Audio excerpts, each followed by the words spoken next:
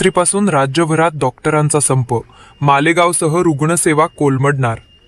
BHMS CCMP नोंदणीला विरोध आणि प्रलंबित मागण्यांसाठी IMA व MARDचा संयुक्त Elgar. Malegaon.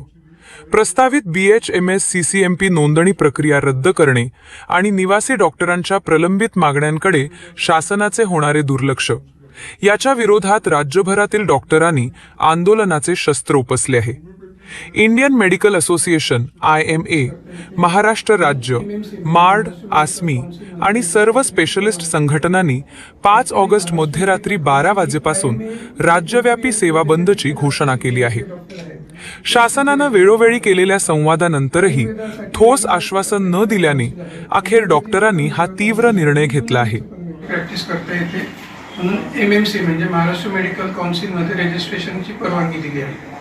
Actually Maharashtra medical council ही IMA म्हणजे MBBS किंवा त्याच्यापेक्षा जास्त शिकलेले जे डॉक्टर आहेत तेच तिथे रजिस्ट्रेशन करू शकतात. आयुर्वेदासाठी वेगळं त्यांचं काउन्सिल आहे, होमिओपॅथीचं पण वेगळं काउन्सिल आहे आणि युनानीचं पण वेगळं काउन्सिल आहे. जर होमिओपॅथी झालेल्या डॉक्टरांना जर त्यांना रजिस्ट्रेशन द्यायचं तर त्यांनी होमिओपॅथीमध्ये CCMPचं करून तिथे रजिस्ट्रेशन द्यायला पाहिजे.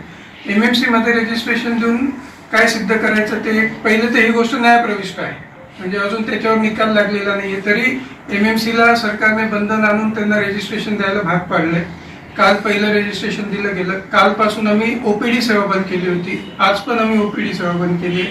पण जर आमची ही मागणी मान्य नाही झाली तर उद्यापासून आम्ही जेवढे MBBS किंवा त्याच्यापेक्षा जास्त शिकलेले डॉक्टर्स आहेत ते त्यांचे इमर्जन्सी सर्व्हिसेस मग ते गव्हर्नमेंटमध्ये पण असतील आणि माड म्हणजे जे रेसिडेंट डॉक्टरांची जी आमची टीम आहे जे आता पोस्ट ग्रॅज्युएट करतात हे सगळे लोक उद्यापासून सगळ्याच ह्याच्यावर स्ट्राईकवर जाणार आहे. तर हे आमच्या दृष्टीने चुकीचं होतं. जर होमिओपॅथी शिकलेला डॉक्टर उद्या ॲलोपॅथीची प्रॅक्टिस करतो आणि जर त्याच्याकडनं काही घटना घडली तर याला कोण जबाबदार राहणार? सरकार जबाबदार राहणार आहे का मग तो डॉक्टर जबाबदार राहणार? जर 1 वर्षाच्या शिक्षणात जर तो सगळं ॲलोपॅथीचं शिकतोय तर मग आम्ही उगाच 5.5 वर्ष MBBS 3 वर्ष पोस्ट ग्रॅज्युएशन केलं, आम्हाला काही म्हणजे त्याला व्हॅल्यूच नाही.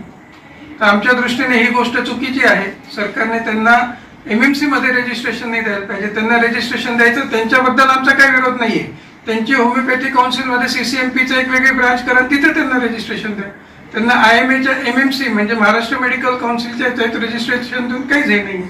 जर नेग्लिजन्सची केस होते एखाद्या डॉक्टरवर, जेव्हा त्याच्यावर बोर्ड म्हणतं की हे डॉक्टर नेग्लिजंट होते, त्यांच्यावर केस होते, तर MMC त्या डॉक्टरचं रजिस्ट्रेशन कॅन्सल करते. मग आता ह्या डॉक्टरांवर काय करणार आहे MMC? आणि त्यांना पण जे त्यांनी काल जे रजिस्ट्रेशन दिले त्याच्यात पण लिहिलंय की ही गोष्ट न्यायप्रविष्ट आहे. मग एवढी घाई काय झाली आहे सरकारला? आमच्या बरोबर अन्याय होतोय आणि त्याच्या विरुद्ध आम्ही हा आमचा बंद करणार आहे. तर त्याची परवानगी म्हणजे त्याची सूचना देण्यासाठी आम्ही सगळे आज इथे आलेलो.